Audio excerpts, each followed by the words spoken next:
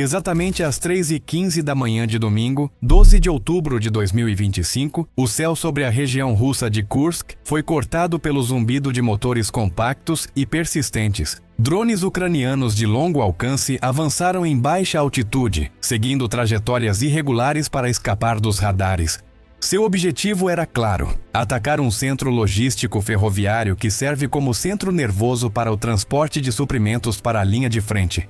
Em questão de minutos, a calma noturna se transformou em um cenário de explosões, incêndios e caos logístico.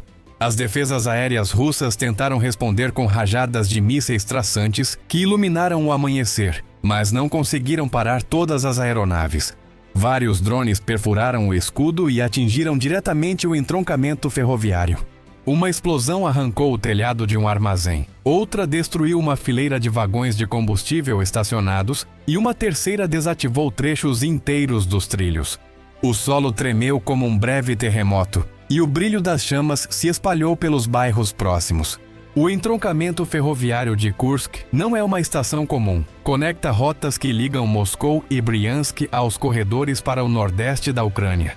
Todos os dias, trens carregados com munição, combustível, suprimentos e peças de reposição passam por ele.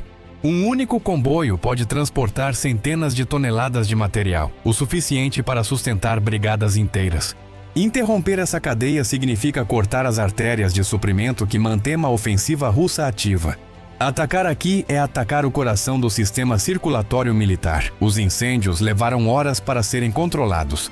Vagões foram reduzidos a sucata enegrecida, trilhos foram deformados pelo calor extremo e depósitos foram carbonizados.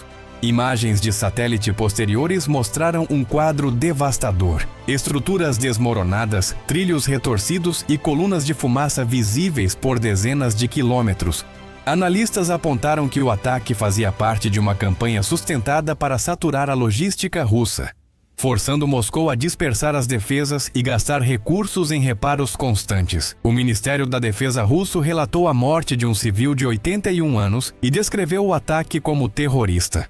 Kiev respondeu que o objetivo era estritamente militar, observando que a estação era usada para o transporte de suprimentos de guerra. Essa divergência de narrativas reflete a batalha paralela pelo controle da percepção, enquanto Moscou insiste em retratar a Ucrânia como um atacante indiscriminado. Kiev enfatiza a precisão de suas operações. O impacto logístico é imediato. O reparo de trilhos destruídos exige o desmantelamento de trechos inteiros, a recalibração dos sistemas de sinalização e a garantia da segurança estrutural antes da retomada do tráfego.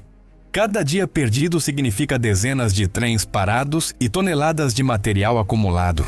Engenheiros devem trabalhar sob proteção militar, o que significa desviar tropas do fronte. A relação custo-benefício favorece a Ucrânia. Drones de baixo custo causam milhões em danos e forçam a Rússia a dispersar recursos em áreas cada vez mais remotas. Para as forças russas, a consequência imediata é a movimentação de comboios para rotas secundárias mais longas, mais lentas e mais vulneráveis.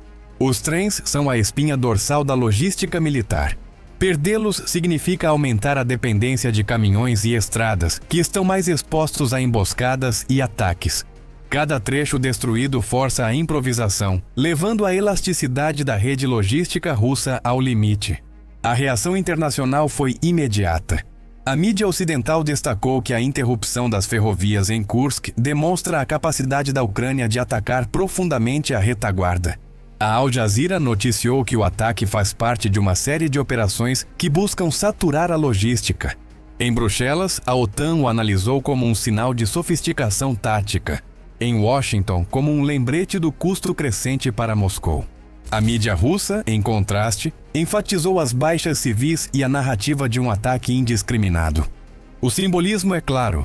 Kursk, um nome associado a batalhas históricas, é mais uma vez um cenário de guerra. Cada trilho retorcido e vagão queimado é um lembrete de que não há áreas de retaguarda seguras.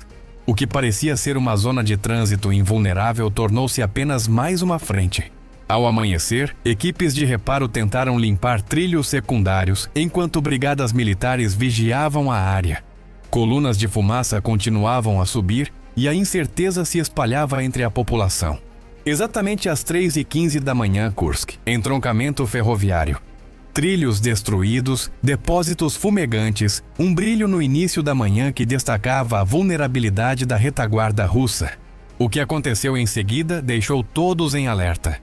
Engenheiros ferroviários explicaram que o reparo exige maquinário pesado, substituição de dormentes, alinhamento preciso e testes de carga com locomotivas antes da reabertura do tráfego. Cada brigada de reparo opera sob a ameaça de novos ataques e requer proteção constante, o que consome recursos que Moscou não consegue alocar para a linha de frente. Atacar ferrovias não apenas atrasa comboios, como também força a Rússia a dispersar tropas e aumentar seus gastos defensivos em regiões consideradas seguras. Relatórios internos descreveram a magnitude do esforço técnico. Guindastes pesando até 150 toneladas içavam vagões como se fossem peças de brinquedo.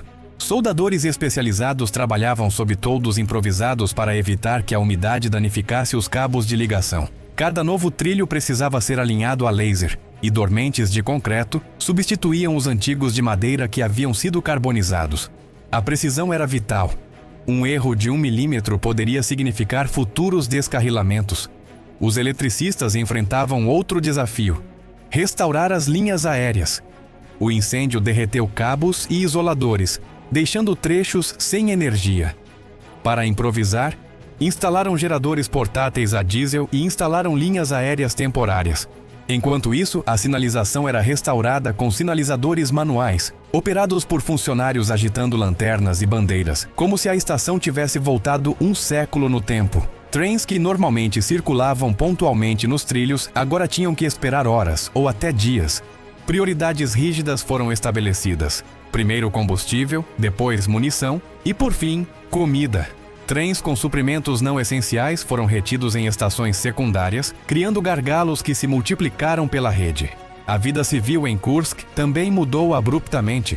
Famílias inteiras assistiram aos incêndios das sacadas da estação e gravaram vídeos que circularam nas redes sociais antes que as autoridades tentassem censurá-los. Escolas suspenderam as aulas, clínicas locais distribuíram máscaras para mitigar a fumaça e os mercados acordaram com prateleiras vazias de produtos básicos, desviados para a logística militar. O ataque também teve um efeito psicológico de longo alcance.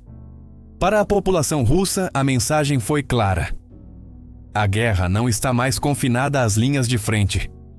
Se drones relativamente baratos conseguem alcançar o coração da infraestrutura ferroviária, nenhuma cidade na retaguarda está verdadeiramente segura. Em seu comunicado oficial, Moscou tentou acalmar a situação, mas a população entendeu que a fronteira não é mais uma linha geográfica, mas um conceito cada vez mais confuso.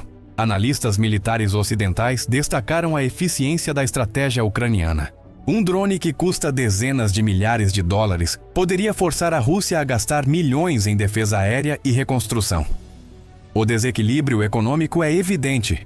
Enquanto a Ucrânia maximiza seu impacto com custos mínimos, Moscou é forçada a dispersar recursos e viver em alerta constante. No nível tático, o ataque a Kursk interrompe não apenas o fluxo de suprimentos, mas também o moral das tropas. Soldados que aguardam munição ou combustível agora sabem que esses trens podem atrasar ou até mesmo nunca chegar. A incerteza corrói a disciplina e afeta a capacidade de sustentar operações ofensivas em larga escala. Nos dias seguintes, os engenheiros conseguiram reabrir parcialmente 2 dos 6 trilhos principais do cruzamento ferroviário, mas com severas limitações. Os trens tiveram que circular em baixa velocidade, escoltados e sob condições de máxima cautela. A fumaça ainda permeava o ar, lembrando a todos que o ataque havia deixado uma cicatriz impossível de ignorar. As repercussões internacionais continuaram. Na Europa, a vulnerabilidade da infraestrutura crítica a ataques de drones foi discutida. Enquanto na Ásia, a forma como o conflito afeta os fluxos de energia e matérias-primas foi acompanhada de perto. Moscou, por sua vez, denunciou a cumplicidade ocidental e prometeu retaliação, embora sem detalhar como ou quando. O ataque também alterou os cálculos econômicos na Rússia. O custo do reparo de um trecho ferroviário danificado é estimado em dezenas de milhões de rublos, sem contar as perdas indiretas devido à interrupção do tráfego. Cada dia de inatividade representa milhares de toneladas de suprimentos não entregues, um fardo que afeta diretamente o desempenho das unidades destacadas na linha de frente. A indústria ferroviária, que em tempos de paz opera com precisão de relógio, agora funciona sob a sombra constante de... Os mercados de energia não ficaram imunes. Analistas internacionais alertaram que, embora o ataque não tenha atingido diretamente oleodutos ou refinarias, a interrupção dos corredores ferroviários afeta indiretamente a distribuição de combustível. Em Londres e Frankfurt, os preços futuros do diesel reagiram em alta, antecipando dificuldades na logística russa. Cada trem destruído é mais do que aço retorcido. É uma linha de suprimentos rompida que impacta a economia global. Em Moscou, o Kremlin convocou reuniões de emergência para avaliar a necessidade de proteger todos os entroncamentos ferroviários estratégicos na parte ocidental do país.